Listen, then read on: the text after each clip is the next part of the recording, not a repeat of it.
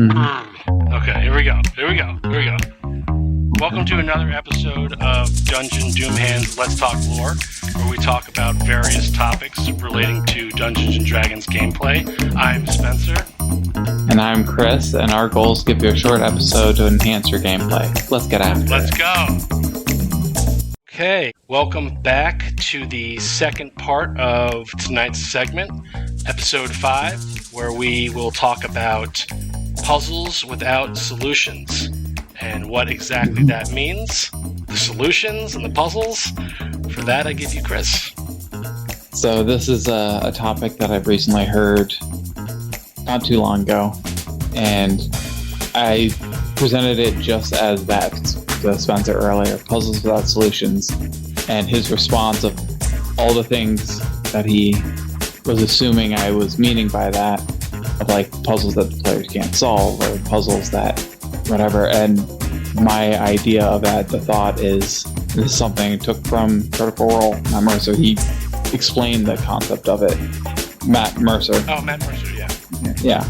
Is the idea of like you just create a problem without trying to solve the problem in a way that the players can do it. Not having a preset solution that the players have to do to solve something. Just to be clear, we're not talking about puzzles in general. We're talking about like a problem, like a predicament of some sort. Yeah, a problem or a situation. And what did he say? He said that you don't need a solution to it. To enjoy it. It's my understanding of it was having a problem there is enough. And as a DM, you know that any solution that you make or any mechanics probably are going to be sidestepped, or their players are going to find some weird, stupid way that you never thought of to solve something. Let them. It's the idea of like, here is this crazy hard thing. I have no idea how you're going to solve it. I didn't think about it. I just know it's really hard to do. Right. So figure it out and go. And it's a great way to say for DMs to be like, all right, yep, that sounds like a really great idea. Let's see what happens. So I had when you had told me about this topic, I was like, I don't even know. Have you guys even solved a basic puzzle? And the answer to that is yes. You're all still alive. One, but also, I was trying to think like, okay, in our game, for 3 years, almost. I keep saying 4, but we're gonna get there. We're gonna get to about 8 or 10. I mean, we're almost halfway there to 10, if you think about it, because we're almost at 4. We're almost halfway to halfway. Yeah. And I'm trying to think like, where does this apply in our game? Like, I have very limited outside of our world that we're creating game time, and I'm sure I'm going to ask you for some examples that don't relate to Agoth Doomhand and the Skulls of Power, which is a fantastic voyage. Please watch us on the next session next Monday. But that was a little shameless plug. But I was like, what is he talking about? I gotta come up with some ideas. And I realized that the entire main plot of the whole thing is exactly what you're talking about. There is a being who can't necessarily be killed yet, or maybe ever, who is trying to take over the world and try to kill the gods by turning everyone into a zombie. And from what you can tell, he's invincible. And go. Yeah. That's a puzzle without a solution. There is something there, and you've admitted when we've talked, you have no idea how we're gonna beat them. We'll figure it out. Right. You have ideas that might work, but is that what we're gonna do? Absolutely not. I can guarantee you we're not gonna do what you want us to do. Yeah, and some of the most enjoyable portions of it have been actually, when I say it, I mean watching you guys play. Sometimes I know when it's slow, I know when it's a little tedious, and it's time to pause and maybe we'll regroup next time or whatever. But sometime you guys meet and you guys are actually role-playing, strategizing how to do it. And that's amazing. And I feel like I'm like, oh, good job. Even though I had nothing to, I was like, I want these guys to solve this problem. But like, watching you guys communicate through it. So I have an example of that I'd like for to ask you about, which was, as you said, before I asked you about something that doesn't relate to Agath Demand, the Kraken problem. Why don't you tell the story of how the Kraken happened? It started with the random roll of the table, and a priest was Kraken priest was washed up on your... So we finally made it to the water. It was after we got the Red Skull. We finally got onto the water, because I don't remember how we started and got on there, but we ended up stealing some ship. Yeah, we came out of some portal in the bottom of the ocean, bought some sharks, stole a ship, started cruising around looking for this guy named Jackson. And this is where, like, Shadowhide Realm, it opened up a little. The water, the boat, the whole thing, yeah. Everything was whatever you want to do. Go have fun. We were cruising around, and a couple of random roll of the table, and the Kraken priest washed up on the deck saying, "Give me some magic items, and we won't kill you." And didn't like the ones I gave him, and other party members flat out refused. So he gave us 2 days? 2 days or 3 days or something. Yeah. Short period of time. Yep. And we're like, 36 hours. Yeah, 6 hours. It's like, it's fine. We'll just run to land and not worry about this anymore. Needless to say, that didn't work, and we ended up on a couple islands with a Kraken coming up from below. So it was funny because I was trying to steer you guys towards the land. I forgot why exactly, but then the Kraken. So really, what happened was I gave you guys too powerful of weapons. So I was like, okay, here's a simple thing. So interact with the priest. It's going to be obvious that he's a Kraken. He is the strongest. The Kraken, for those of you who don't know, I believe is the strongest being, at least in my world, the strongest being that is not a god. When I saw that, and we can talk about this in a lore segment later about the ocean, he wants more power. Like all people that are so close to becoming godly, not quite there. Trying to find that last little bit. You have to manipulate your believers by converting them to Kraken priests. No, you're not quite there. And so he wants all the powerful items to try to get him there, or take them away, or so on. Yeah. So he is essentially, if you fight him, you're gonna die.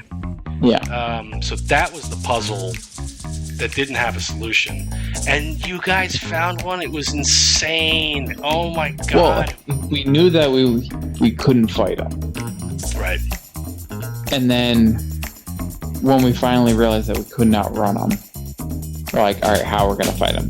We brought in the help of our turtle boat friend, and we're on the island, and we got everything set up. Lone Star had a little rope trick portal that people can hop into and hide.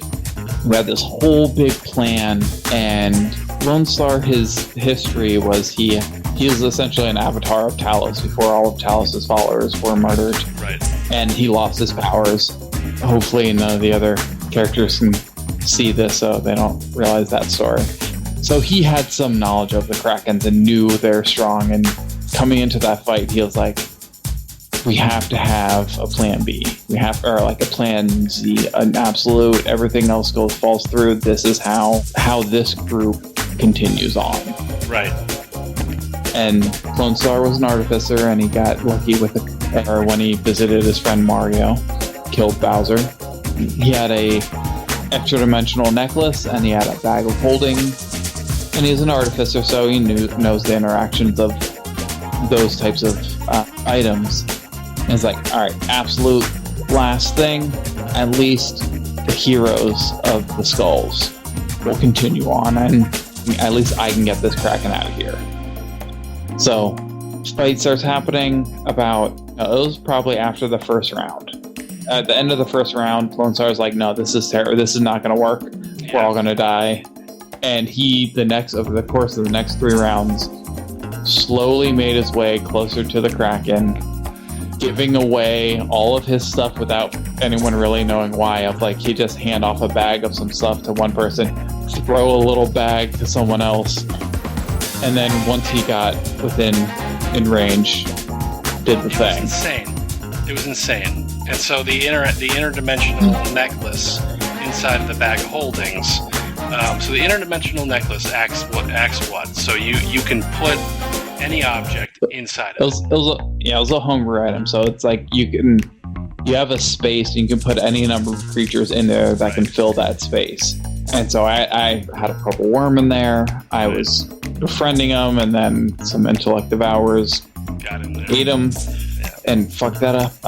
So I had that necklace, and it did its job. It took the Kraken and Lone Star. Putting the necklace inside of the bag of holding, which is another interdimensional space, essentially, cracked the space-time continuum. I think that's something that actually happens, but I'm not 100% sure, but I think that happens. Well, if you do a bag of holding and a bag of holding, that's what happens. Yeah. It's in the description of the item. Really? I'm fairly certain. Interesting. Yeah, so like you guys managed to Lone Star sacrificed himself. Or become something greater. Yeah. So a black hole. But he essentially they plane shifted the Kraken. Like Puzzles Without a Solution. So the reason why I think that Puzzles Without a Solution, and I would be very interested to see if Mercer would ever watch this. Let's talk lore. He will, though. We're saying his name enough. I'd like to know if he was talking about how Puzzles Without a Solution. There's a lot of role play and a lot of preparation that goes in not even just during the game thinking about what to do, but it's also like you guys were talking about this outside during the normal work week, how to do this. You guys had your own side, Absolutely. Which I wasn't privy to, and I'm thankfully I was not. And so like Puzzles Without a Solution is a perfect way to get people on the same team, I think, focused, and because if I were to say, okay, here's an object that can kill the Kraken, well, that's a solution. Any sort of solution that you create is going to change the openness of how that problem feels, and you're just inherently you're going to change the story and dictate, sort of guide everyone to that solution, because that's a solution that you created for it. What about a simpler puzzle without a solution? That, like, let's say a viewer's watching now that or listening now, that a puzzle without a solution that they can take home and use at their own table. Do you have something that's a little bit easier than a Kraken on an open water ship with a? You have a small building without any windows or doors. How do you get in? That's hilarious. You see, I always like to play the barbarian. So Smash. Right. So yeah, there's many different solutions, but it's not about trying to think of one that will work. It's like, I can think of a million problems that are challenging. Right. It's so funny to just sit here and think of these things. There's a 30-foot chasm with strong winds blowing across it, and you have to get to the other side. Let's go 60 feet across to get out of Misty Step range. Wow, my head opens. I mean, you can so much to think about here. It's essentially just less prep. Oh yeah, it's a lot. But it's less prep because you're trusting your players. Like, they will solve this, and you're not making something so ridiculous like, oh, you're level 1 players. Here's what you grasp. Solve that problem. Right. And I like that the no prep, and I think that's a great team building exercise. It's fun as a DM to watch those things. I think I might have to do more of that in the game. I just think that if you're spending time sort of, I wouldn't say metagaming, but during your actual week thinking about these things, okay, well, yeah, there's a building that you doesn't have any doors. How do you know what it is? How do you know it's really a building? How do you know it's not solid, right? How do you know that there's something inside of it? And we haven't yet gotten to the point of the role play, or maybe we have. It's just that the type of players you guys are don't necessarily do the charmy stuff. And when I say charmy stuff, I don't mean wishing or a spell or a charm on a character. But like, if I was to face the Kraken, and other than, my guy... Oh, try to persuade him or be nice to him. Or just like, you know what? Let's all just kneel and let's tell him that we worship him and we would like to go through the process of becoming a Kraken. What is that? Well, we'll find out. I mean, to be fair, I've only played a nice character who would be capable of doing something like that for a short period of time. It's true. Rena wouldn't do that. Lone Star definitely wouldn't do that. Wilbur didn't have a chance to do anything. No, Wilbur got killed. Bad. Yeah, I mean, it's interesting. I'm trying to think of like other examples in our actual Agoth Doomhand Skulls of Power campaign and you guys actually, there's like a lot of them. For example, like, how are you guys going to get from out of the Underdark? Oh, that's easy. You already have the solution for that. We have a dog that can teleport. Yeah, but the whole that has its own. We assume we know how to get there. Mike Tyson Gilead. Yeah, I tried to tag Mike Tyson in that character's portrayal on Instagram. Mike Tyson did not like it yet. I need viewers to start liking that reel, and eventually he'll catch on and play. But yeah, Puzzles Without Solutions. What a good topic. It kind of like blows your head off a little bit when you're thinking about how long I planned certain things. It doesn't have to translate directly to an encounter in the game. It's just an idea of thinking about how you set up encounters. Yeah. Like, you don't have to solve everything that you put in front of players. Right. And the more you trust them that they're gonna find a way around it, find a way to do it, it takes the feeling of like they're breaking your game, they're going around side skirting all of your stuff. Like, no, that's what they do. That's their job, is to solve things. I'd like to see. Is there a clip of Mercer's conversation about that? Yeah, I can find that and send that to you. Yeah, let's send it to me and I'll drop it in the comments section. I'd like to see what does he. It's got to be like, I'm thinking already like, okay, here's a puzzle without a solution. You get a note that has your name on it, that has your name crossed out, and it says, that's it. Like, it could be something as basic as, now you know that someone out there wants to get you. And now it's up to the player to decide, well, is he in this, and where is he?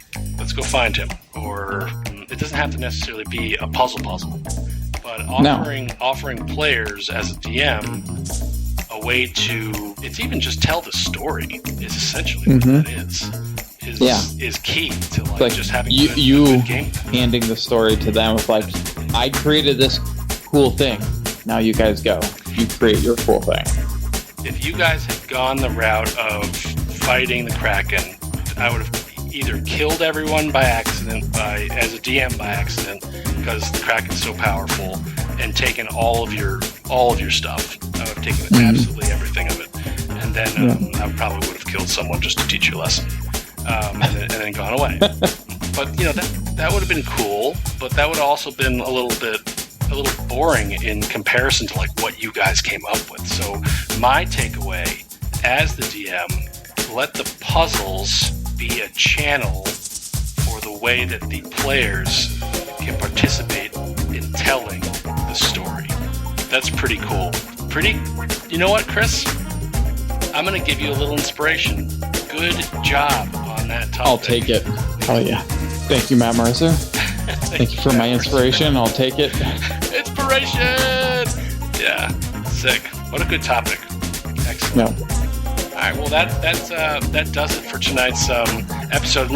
Did you have a takeaway, a specific takeaway that you, as a player, before I railroad this off the air? Does it require...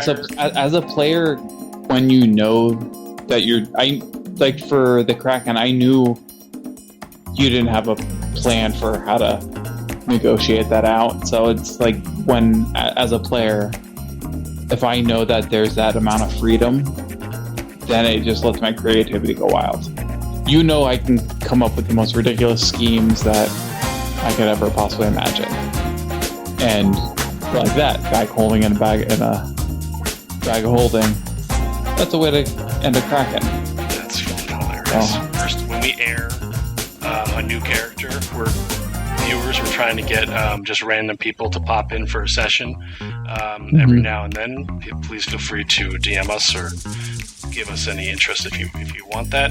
I am probably going to use some of this puzzle without a solution to try to teach not teach, but that's not the word to use, but to try to get that new player to feel like he belongs to the group. Give the whole group something that they can't solve together. That's such a cool aspect. I like that. But is there anything that you can say to like a DM about the puzzles without a solution? Just don't worry about. I guess you don't have to have a pre-written step-by-step instructions on how to get around every single puzzle, every single problem. Wizards who guard their temple, they have a way that they get in there, but they don't care they don't want anyone else to get in there. So there's not going to be, you hit this button and you do that. It's like, no, there's a trap that's going to try and kill you. Figure it out. How do you get around it? I don't fucking know. And that's going to be so cool. Well, next episode, next Monday night, puzzle without a solution. How do you take a rock and put it into your brain? Chris, you're going to figure that one out. I have a couple things I might try. I might be starting up a new character in a couple weeks. No, people can roll medical. They don't need just potions, but no one ever seems to do that. You can just go up. Here, side note, guys. When you have a person who's prone on the ground during a fight, don't just run away and throw a potion or something at him or be like, hey, do you have a potion? No? Okay, well, it sucks for you. You could also, if you're next to him, you can use an action to try to stabilize. Like, Chris, if we were walking on the street and you got your leg cut off, I wouldn't be like, where's the potion? I would probably take my belt off and try to, stop the bleeding. You definitely wouldn't. Hopefully roll the nat 20 on it, Yeah. You wouldn't also look around, find that potion, take it yourself, and then walk away. Well, that's getting personal now. That's a personal attack. We're going to wait for Aaron to join us one of these times. Before answering that. But until then, thank you for joining us. Chris, what an awesome topic that was. We'll see you next time. If you want to listen to this, please feel free to look us up on Spotify, the new podcast that we're creating. Spotify, and it's Dungeon Doomhand Let's Talk Lore. Got about 5-6 episodes now. They're all pretty funny. All right, see you later. Thanks, Chris. See ya. Bye.